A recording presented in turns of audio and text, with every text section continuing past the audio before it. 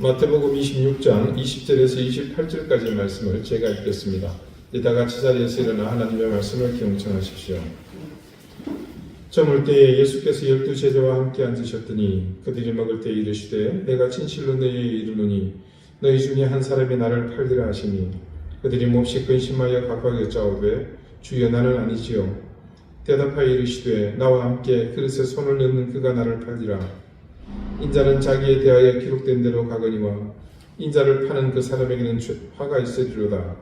그 사람은 차라리 태어나지 아니하였더라면 지에게 좋을 뻔하였느니라. 예수를 파는 유다가 대답하여 이르되 라비야 나는 아니지요. 대답하되 네가 말하였도다 하시니라. 그들이 먹을 때 예수께서 떡을 가지시고 축복하시고 떼어 제자들에게 주시며 이르시되 받아서 먹으라 이것은 내 몸이라 하시고 또 잔을 가지사 감사 기도하시고 그들에게 주시며 이르시되 너희가 다 이것을 마시라. 이것은 죄 사함을 얻게 하려고 많은 사람을 위하여 흘리는 바 나의 피 곧 언약의 피니라. 아멘. 자리에 앉으시기 바랍니다.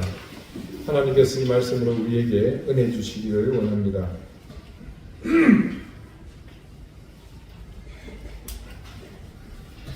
예수님의 생애를 하루하루 날로 계산하면 약 12,000일 정도입니다. 이 날수는 당연히 예수님께서 이 땅에서 인간으로 사셨던 33년을 1년 365일로 곱한 숫자입니다. 그런데 복음서 제자들은 주로 예수님께서 생애 중 마지막 3년, 즉 약 1100일 정도에 초점이 맞춰져 있습니다. 그리고 그들의 가장 중요한 관심은 그 1100일의 시간 중 어느 특정한 날, 즉 예수님이 십자가에 못 박히신 날까지 이르는 그 하루입니다.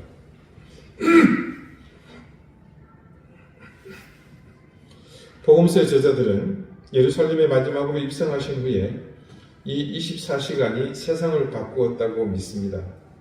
그리고 그것은 모든 복음서에는 그것을 향해서 흐르고 있습니다. 목요일 저녁 해가 지고 그 시점부터 시작해서 금요일 내내 예수님은 그의 제자들과 마지막 만찬을 드셨습니다. 겟세마네 동산에서 간절한 기도를 하셨고 그 후 자신의 제자들과 유월절 만찬과 성찬을 가지셨습니다. 그리고 당신의 살과 피를 나누어 주신 그 제자들에게 배신과 버림을 당하셨습니다. 그 배신과 버려짐의 결과는 어이없게도 그분이 체포되시는 거였습니다.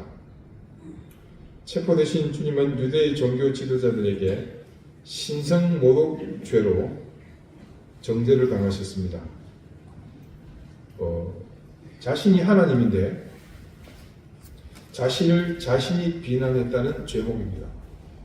이게 이해가 안 가시겠죠? 그래서 생각을 해보니까요. 빌립보서 2장에는 보면 예수님의 자기 비하가 있습니다. 기억나시죠? 그는 하나님과 근본 본체시나 동등됨을 취할 것으로 여기지 아니하시고 자기를 비워 종의 형체를 가지셨는데 마지막에는 어디까지요? 죽기까지 복종을 하셨습니다. 그노시스라고 제가 말씀을 드린 적이 있죠. 그래서 자기를 비하하는 그런 면에서 그게 예수님의 행위가 범죄 행위가 되는 모양입니다. 이들은 논리라면 그거밖에 없습니다. 그 후에 다시 본디오 빌라도에게 반란죄로 신문과 판결을 받으셨습니다. 형이 확정되고 예수님은 로마 병사들에게 처참한 고문을 당하신 후에 십자가에 달려서 숨을 거두십니다. 사도 바울은 고린도전서 2장 2절에 이렇게 증거합니다. 내가 너희 중에서 예수 그리스도와 그가 십자가에 못 박히신 것 외에는 아무것도 알지 아니하기로 작정하였습니다. 바울은요, 예수 그리스도의 고난과 죽음 그리고 부활이 복음의 핵심이고 예수님을 통한 하나님의 구원 사역의 완성이라고 말합니다. 그게 복음의 요지고 전부입니다. 복음서의 기록을 종합해 보면요, 일요일에 이어서 다시 목요일에 두 번째로 예수님과 제자들은 예루살렘에 입성하셨다는 것을 알 수 있습니다. 두 번째, 그러니까 최종 예루살렘에 입성하신 예수님은 제자들과 유월절 만찬을 가지셨습니다. 그런데 제자들은 모두 유대인의 축제 자리인 유월절의 만찬 자리에서 예수님께서 하셨던 말씀 때문에 지금 몹시 혼란스럽습니다. 유월절 만찬은요, 그 당시 유대인 모두에게는 기쁨과 환희의 잔치였습니다. 왜 그랬습니까? 그날은 애굽에서 종되었던 그 시점에서 그들이 구원받은 날, 바로 그것을 기념하는 날이기 때문에 그렇습니다.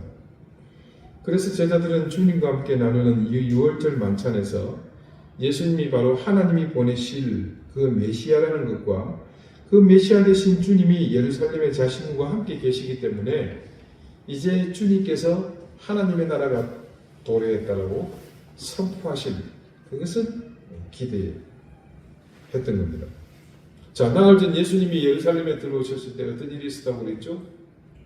사람들이 종려나무를 흔들면서 호산나 다윗의 자손이여. 여러분, 호산나라는 말은 뭐냐면요, 속히 구원하소서라는 말입니다. 제자들은 그때 그 광경이 뇌리에 깊이 박혔습니다. 그리고 그들의 그런 기대, 하나님께서 이제 이 예수님을 왕으로 세우시고 하나님의 나라가 여기에 도래한다는 것을, 그것이 선포되는 것을 기대하는 그 마음이 최고조에 다다랐던 겁니다. 하지만 주님은 제자들의 그런 기대와 달리 생뚱맞게도 지금 자신이 피를 흘려야 한다고 말씀하십니다. 오늘 본문 24절을 이렇게 증거합니다.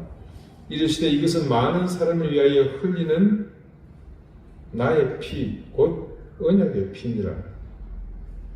도대체 이게 무슨 말씀인지 혼란스럽습니다. 예수님이 돌아가시기 전 그 24시간의 시간은 이렇게 출발합니다. 자, 예수님께서 예루살렘에 일요일에 입성을 하셨습니다.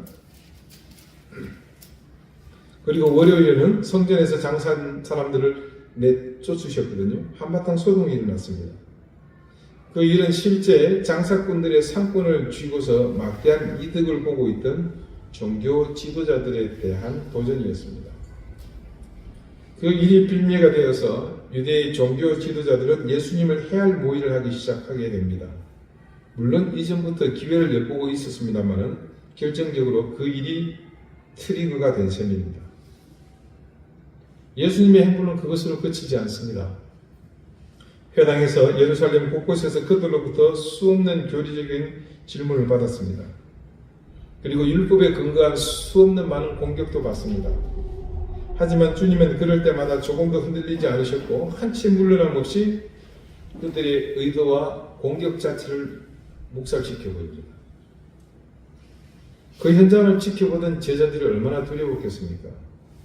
과연 저 기득층들과 대립각을 세우고 이 양반이 무사할 수 있을까? 그러면서 내심 제자들은 주님과 함께 다니면서 경험했던 그 주님의 초자연적인 기적의 능력, 그것만 있다면 저런 건 괜찮겠지. 그런 안도감과 더불어 기대감도 있었습니다. 여하튼 그런 일말의 두려움도 있었고 또한 그 두려움을 이길 만한 기대감도 있었지만 유월절 자리는 명실상부 기쁨과 소망이 있는 모두의 축하연이었습니다. 그런 자리에서 예수님의 이 선언은 아무리 생각해봐도 충격 그 자체입니다. 예수님의 마지막 행적에 대한 요한은요, 행적에 대해서 요한복음은 다른 제자들과는 대조적으로 세심하고 차별된 기록을 하고 있습니다. 특히 요한은 예수님께서 잡히시던 그날 밤, 유월절을 기념하는 최후의 만찬을 행하셨던 날을 유월절이 아니라 유월절을 예비하는 날이라고 그렇게 다른 복음서들과는 틀리게 기록하고 있습니다. 왜냐하면 이건 다른 복음서들과는 예비일 하루 전이기 때문에 무려 하루의 시간차가 있지 않습니까? 그리고 심지어 예수님께서 유월절 양이 희생당하는 바로 그 시간과 동일한 시간에 십자가에서 고통당하셨다, 그렇게 기록하고 있습니다. 요한복음 19장 14절인데요. 이날은 유월절의 줄비일이요 때는 제6시라. 빌라도가 유대인들에게 이르되 보라 너희 왕이로다. 자, 예수님의 십자가 처형일이 언젠지를 정확하게 알 수 있는 근거가 있습니다. 아주 오래전에 제가 한번 말씀드린 기억이 있는데요. 예수님이 처형될 당시에 유대인들에게는요, 안식일과 유월절이 겹치는 흔히 볼 수 없는 아주 특이한 날이 있습니다. 그래서 신학자들은 1세기의 그때를 추적해보면 쉽게 예수님께서 십자가에 달리신 날을 유추해낼 수 있다고 합니다. 여하튼 이것을 떠나서 나머지 세 복음서는 주님께서 잡히시기 전 나누신 만찬을 유월절 만찬이라고 하지만, 그러나 요한은 분명히 복음서에 정확하게 유월절의 준비일이라고 못 박습니다. 자, 요한복음 19장 31절의 말씀을 보면요, 이날은 준비일이라, 아까 또 예비일이라고 했죠. 그 안식일이 큰 날이므로 그 안식일에 시체들을 십자가에 두지 아니하려 하여 빌라도에게 그들의 다리를 꺾어 시체를 치워달라 하니, 자, 이 말씀에서 예수님이 돌아가신 때가 안식일 하루 전날임을 확연히 알 수 있죠. 이런 요한의 주장을 뒷받침할 만한 당시의 시대적 정황이 마태복음에 기록이 되어 있습니다. 자, 마태복음 26장, 오늘 본문이 있는 그 부분의 앞부분입니다. 3절에서 5절인데요. 그때 대제사장들과 백성의 장로들이 가야바라 하는 대제사장의 관정에 모여 예수를 흉계로 잡아 죽이려고 의논하되 말하기를 밀란이 날까 하노니 명절에는 하지 말자 하더라. 자, 여기서 이들이 말하는 명절이 언제겠습니까? 추석입니까? 설날입니까? 한식입니까? 아니죠. 네, 여러분 다 아십니다. 6월절입니다. 말씀에는 명절에 밀란을 우려해서 주저하지만 실상은요, 당시 유대의 풍습의 무교절, 즉 6월절이 시작되는 날로부터 한 주간 동안은 죄인을 처형하는 일을 하지 않았다고 합니다. 그래서 그들이 명절에 예수님을 처형하는 것을 주저했다, 그렇게 보는 겁니다. 그렇다면 다른 복음서에서 말하는 예수님의 6월절 만찬 기사는 어떻게 설명할 수 있을까? 자, 이것을 많은 학자들이 이렇게 설명합니다. 예수님께서 스스로 이제 6월절 전날에 잡히실 것을 아시기에 제자들에게 만찬을 제안하셨고, 그 만찬은 시기적으로 하루가 앞당겨졌지만 예수님께서 6월절의 의미를 부여하신 것이다. 자, 결국 이런 사실을 두고서 요한이 주장하고 싶었던 것은요, 예수님의 처형 시간과 6월절 어린 양을 잡는 시간과의 일치성을 강조하려고 했던 겁니다. 그분이 누굽니까? 6월절의 어린 양이시잖아요. 그때 그 집 사람들을 위해 피를 흘려 대신 죽어야 할 6월절의 어린 양이 희생당한 같은 시간에 주님께서 우리를 위해 그렇게 희생의 양이 되셨다는 겁니다. 인류의 구속 사건을 미리 경험했던 애국을 탈출했을 때의 그 6월절 사건이 이제 실제로 예루살렘에서 일어나고 있는 셈이죠. 지금 6월절의 만찬은 주님의 의도하심 속에서 준비된 자리였다고 했습니다. 오늘 말씀에서 그 상황을 짐작할 수 있는데요.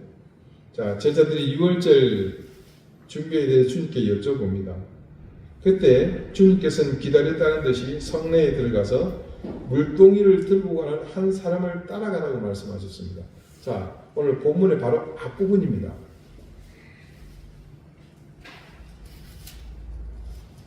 여러분, 동서고금을 막론하고 물동이는 누가 머리에 칩니까? 예, 여인들이죠. 제주도 그렇고 육지도 그렇고. 근데 주님은 한 사람을 보라 그러는데, 그게 영문 성경을 보면요, man으로 되어 있습니다.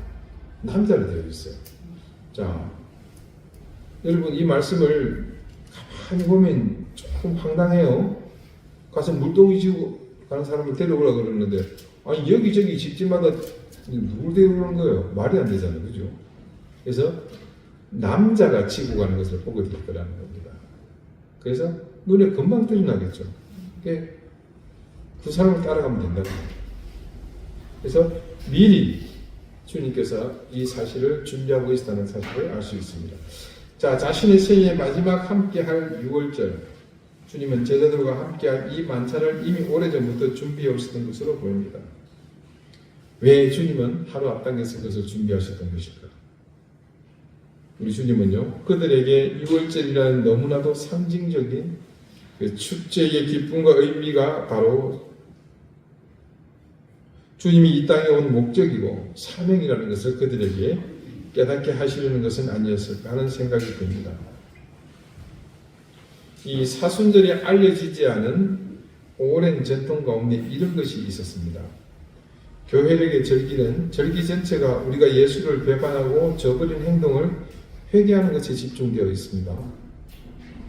그래서 사순절은 초대 교회 때에요, 박해를 피하고자 공개적으로 예수 그리스도를 부인했던 사람들이 회개하고 회복되어 다시 교회로 받아들여지고 함께 성만찬을 받도록 허락했던 그런 기간이었다고 합니다. 우리가 지금 사순절을 보내는 그런 의미 속에서 그들의 그런 모습이 있다는 것을 상기하는 것은 참 중요할 것 같습니다. 단순한 고통과 슬픔의 시간만은 아니라는 것. 예수께서는 유다가 배반할 것과 베드로가 부인할 것을, 그리고 나머지 모든 제자가 자신을 버리고 도망칠 것을 알면서도 그들의 발을 씻겨 주셨고 자신의 몸과 피를 내어주는 마음으로 떡과 잔을 내밀었습니다.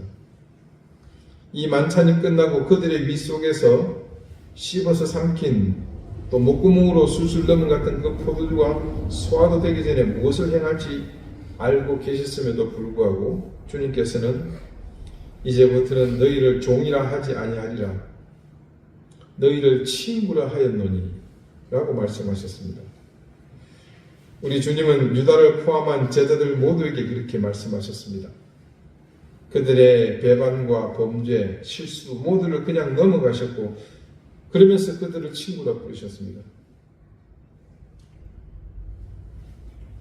주님 이 죽음의 자리 문턱에서 제자들에게 그렇게 하셨던 것처럼 주님께서 오늘 우리에게도 동일하게 그렇게 하실 것임을 우리가 안다면 여러분이 얼마나 큰 위로를 받겠습니까? 그날 제자들의 기억 속에 있는 우울한 유월절 식사는 그러나 엄청난 역사를 이루신 하나님의 예비된 구속의 사건이 일어나고 있었던 자리였습니다. 이전의 유월절은 단지 종으로 살던 이스라엘의 백성을 애굽에서 탈출시킨 것을 기념하는 자리였지만 그날 밤의 그 유월절은 이후로 모든 인간을 죄와 사망에서 건져내시는 하나님의 구원 역사에 관한 이야기로 다시 기념되게 되었습니다. 바로 그 순간 하나님은 모든 인류에게 새로운 생명을 주셨고 예수님을 따르기로 한 모든 사람을 하나님의 백성을 삼으시고 당신의 신부로 삼아주셨습니다. 이 최후의 만찬과 그의 죽음과 부활 안에서 예수님은 우리 모두를 하나님의 언약 백성으로 태어나게 해주신 것이죠.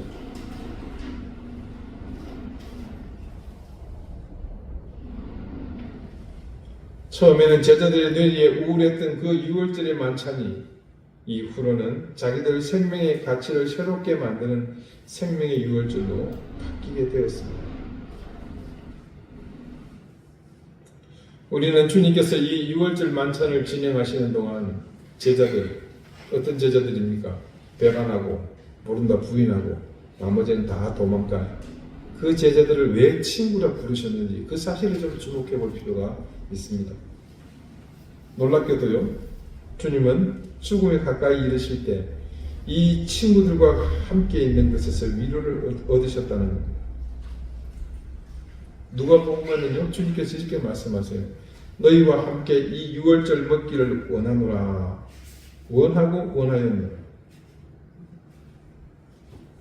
그래서 요한복음에 주님은 제자들에게 사랑한다고 말씀하셨고 그들을 종이나 제자로 부르지 않고 친구라 부르셨습니다.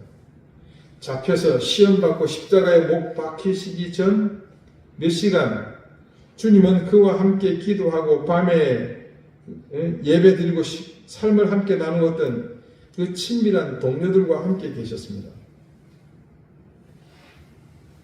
주님은 자신이 곧 죽을 것을 알면서 기도하러 가실 때 가장 가까운 친구들에게 나를 위해 기도해 달라고 부탁하셨습니다. 여러분은 이 상황을 보면서 마음속에 어두운 생각이 들 겁니다. 저놈들 좀 이따 잡아주자 텐데.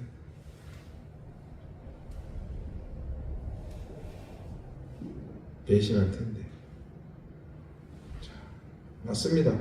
예수님의 가장 가까운 제자들, 그들은 허물투성이었습니다. 완벽하지 않았습니다. 그들은 예수님을 실망시켰고 앞으로도 얼마든지 실망시킬 수 있는 사람들입니다. 심지어 그 중에 한 사람은 배반할 사람? 네. 하지만 여전히 그들은 주님의 가장 좋은 친구들이었습니다. 그리고 그들은 예수님께서 가장 어두운 시간에 이를 때에도 주님과 함께 있었습니다. 만약 여러분의 생명이 오늘 하루밖에 남지 않았다면, 그래서 최후의 만찬을 여러분이 주님처럼 베푼다면 그 자리에 누구를 부르시겠습니까? 혹시 여러분도 여러분의 인생의 힘든 시간 동안 함께 기도해주고 서로의 믿음에 관해 이야기하고 또한 서로 죄를 자백하면서 예수님께로 서로를 이끌 수 있는 영적인 친구들이 있는지 궁금합니다. 저는 있습니다.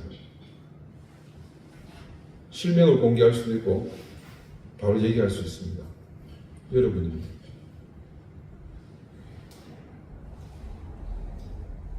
상천리에서의 힘든 시간을 보낼 때 여러분이 저와 함께 하셨고 그 이후로 많은 역경의 시간 동안 여러분 저와 함께 하셨습니다. 주님께도 그런 친구들이 필요하셨습니다. 제게도 그렇지만 여러분도 그런 친구들이 필요합니다. 서울 한 교회 남자 집사님이 중년이신데 암 수술을 받았습니다. 그리고 그분은 수술 후에 주님께 더 가까이 다가가기 위해서 교회에서 또래 남자 성도들과 함께 제자 훈련에 참여했습니다. 그런데 안타깝게도 3년 정도 건강이 호전되다가 다시 재발합니다. 그분의 마지막 생애 1년 6개월은 의사와 함께하는 생활이 아니었습니다.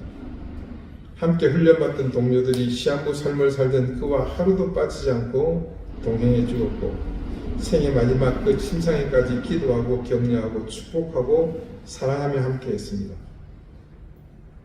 마지막 숨이 멈출 때 곁에 둘러서서 기쁨으로 그를 주님께로 환송해 주었습니다. 그리고 그의 장례식에 그와 함께 삶을 나누었던 그 형제들이 끝까지 자리를 지켰습니다. 한 자매 성도가 난소암 판정을 받았습니다. 그러자 그 교회에 같은 여전도의 회원들은 그녀를 위해 간절히 기도하면서 격려하기 시작했습니다. 시간을 정해놓고 쉬지 않고 중보하면서 그녀의 고통에 함께 참여합니다. 항암 치료가 본격적으로 시작되면서 부작용으로 그녀의 머리카락이 빠지기 시작했습니다. 그러자 그 주간에 한 남자 집사가 머리를 완전히 삭발하고서 그녀를 위한 기도 모임에 나타났습니다. 그 집사님은 여자 성도님께 당신의 머리카락이 다시 날 때까지 나는 계속 이렇게 삭발로 지낼 것입니다 라고 말하는 것이 아니겠습니까? 이것은 그가 내가 그리스도 안에서 당신의 지체이기 때문에 나는 이 어려움을 함께 걸어갈 것입니다 라는 표현이었습니다. 이런 친구 관계는 그냥 갑자기 생겨나지 않습니다. 여러분이 그런 관계를 만들어야 합니다. 우리 교회에서도 서로가 마음을 열고 그렇게 서로에게 다가가야 할 겁니다. 이해관계에 여러분의 어줍잖은 판단에 밀려서 주저하지 마십시오.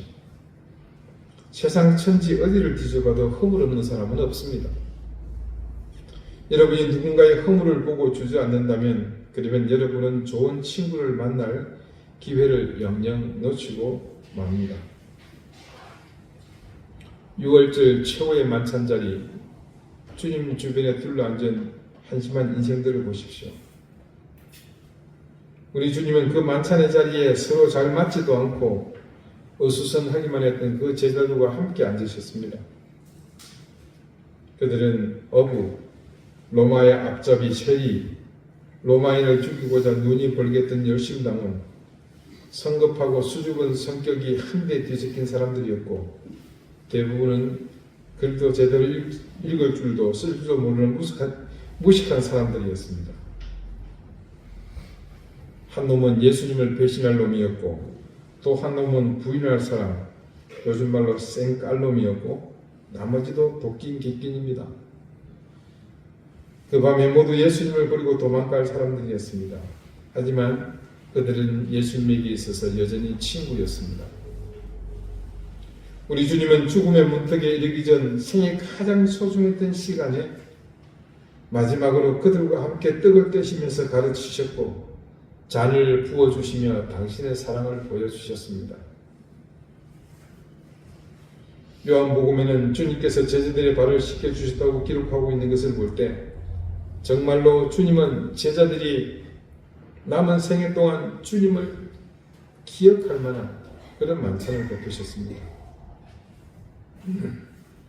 그리고 그때 이후로 지금까지 예수님의 제자들이 이 만찬의 떡과 포도주를 나눌 때마다 이것은 제자들을 예수님의 추종자로 함께 묶어 주었고 주님께서 결코 그들로부터 멀리 계시지 않음을 상기시켜 주었습니다. 그래서 제자들은 후일 그 주님을 알고 기억함으로 죽음이 기다리는 사지를 향해서 배반하고 떠나갈 자신들의 발을 씻기시고 친구라 부르시면서 몸과 피를 내어주셨던 그 주님을 생명으로 증거하며 나갔던 겁니다. 사랑하는 여러분, 사순절이 이제 끝나갑니다. 그리고 오늘부터는 고난주간이 시작되었습니다. 여러분의 오랜 기억 속에 있는 고난주간은 어떤 모습이었습니까? 이때가 보편적으로 슬픔과 고통을 염두에 둔 시간이라지만 그러나 더 중요한 것은 은혜의 시간이라는 데에 더 많은 의미를 둡니다. 그것은 바로 이때 우리를 향한 용서와 화해의 만찬이 베풀어졌기 때문입니다. 우리를 향한 전적인 용서와 화해의 자리를 베풀어 주셨던 주님의 그 만찬, 그리고 자신의 가장 힘든 때에 제자들을 통해서 힘을 얻으셨던 주님의 사랑과 연합, 이 모든 귀한 가치가 여러분 인생의 열매가 될 수 있기를 바랍니다. 오늘 이후로 여러분의 삶에서 6월절 성찬을 통해서 새롭게 우리에게 선포된 용서와 화해의 능력이 여러분의 인생을 새롭게 이끄는 힘이 되시기를 바랍니다. 기도드리시겠습니다. 우리를 위해 자신을 내주신 주님, 몸이 찢기고 피를 흘리신 그 희생과 대속을 상징하는 성만찬의 의미가 주님께서 우리에게 주신 최고의 사랑임을 깨닫습니다. 고난주간을 시작하면서 우리에게 주님의 용서와 사랑이 더 깊이 새겨지게 하시고 그 능력과 사랑이 우리 삶에 아름답게 드러나게 해 주십시오. 그리고 부족하지만 우리의 인생을 귀하게 보시며 함께하는 것을 기뻐하시는 주님의 기도를 채워나가는 우리가 되게 해 주십시오. 예수님의 이름으로 기도드립니다. 아멘. 여러분, 식구라는 말을 아시죠? 다른 말로 가족이라고도 하고 집안이라고도 표현하기도 합니다. 혹자는 왼수라고 얘기하기도 하기는 합니다만, 근데 이 식구라는 말은 한자로 음식을 뜻하는 식과 입을 뜻하는 구자, 입구자가 합쳐진 말입니다. 그러니까 식구라는 말은 밥상을 같이 하는 사이라 이런 뜻입니다. 꼭 가족이 아니라도 식구라는 말을 종종 씁니다. 자, 우리는 모두가 한 식구라는 것을 여러분 인정하십니까? 네, 일터에서도 주변에서도 관계가 깊어지면 서슴지 않고 식구라는 말을 합니다. 또 조폭들도 종종 씁니다. 야, 자는 우리 식구야. 오늘 우리가 함께 참여하는 성찬도 마찬가지입니다. 주님께서 제정하시기에 그분의 성찬이라고도 합니다. 이 성찬에서 제일 중요한 게 뭡니까?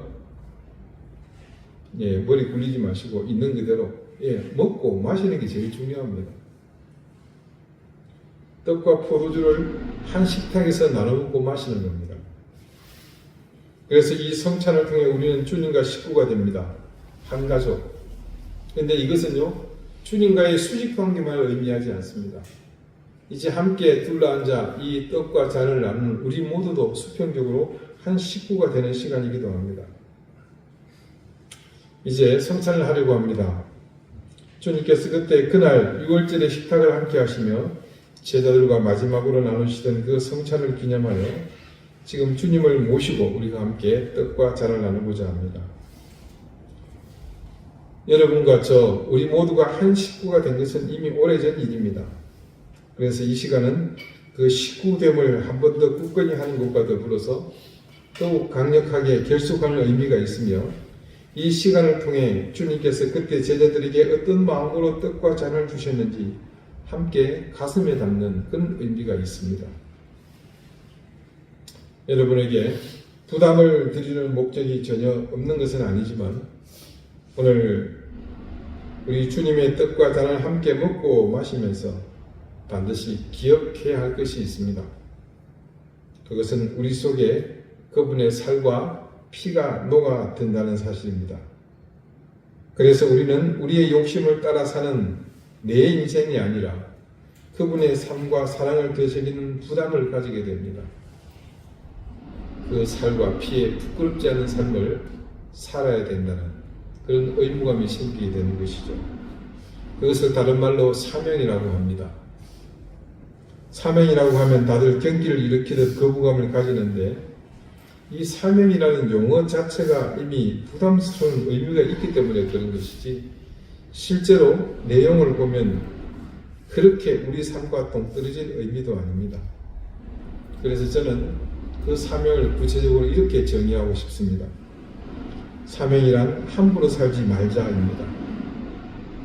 내 마음대로, 내 욕심대로, 내 성질껏 사는 것이 아니라 가끔은 주님이 내 속에 계시다는 사실을 상기하면서 조금은 거룩한 부담감을 느끼면서 조심하자는 겁니다. 주님의 살과 피가 내 속에 있다는 사실을 기억하는 그것만으로도 우리는 충분히 사명에 이르는 삶을 살 수 있습니다.